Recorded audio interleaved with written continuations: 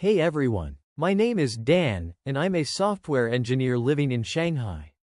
Today, I want to talk about something you might not expect from a tech guy: art. Now, if you had asked me a few years ago whether I was into art, I probably would have said no. I always thought of art as something for painters, sculptors, or designers, people with traditional creative skills. But over time, I realized that art and technology are not as separate as I once thought. I've always been drawn to contemporary art, especially installations that incorporate technology. When I first visited an interactive art exhibition in Shenzhen a few years ago, it changed the way I saw creativity.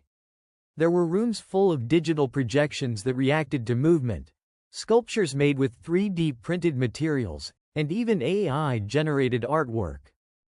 It made me realize that art isn't just about brushes and canvases. It can also be about algorithms, data, and code. That's when I got curious. As a programmer, I started wondering, could I create something artistic using the tools I already know? A few months ago, I finally decided to give it a try. I started experimenting with generative art, using programming to create unique, ever-changing visual patterns. At first, it was just a fun side project.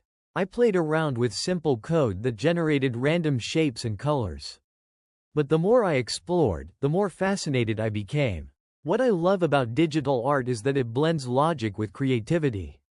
With just a few lines of code, I can create something unpredictable and visually stunning. One of my favorite things to do is write a program, let it run, and see what kind of abstract patterns emerge. It's like watching art evolve in real time. Sometimes, the results are exactly what I expect. Other times, they completely surprise me, and that's the beauty of it.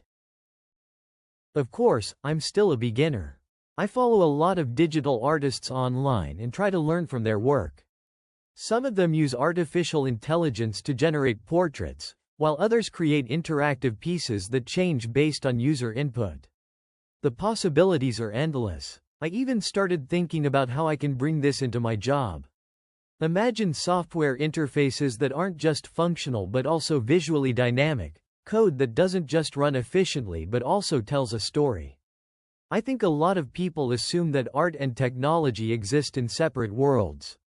But in reality, they influence each other more than we realize. Take video games, for example. The best games aren't just about coding, they're about design, storytelling, and music. Or think about architecture. Modern buildings are designed using advanced software, but they still need artistic vision. Even something as simple as the layout of a website involves elements of design and aesthetics. The more I explore digital art, the more I appreciate the connection between creativity and logic. And honestly, it's been a refreshing change from my usual routine as a software engineer.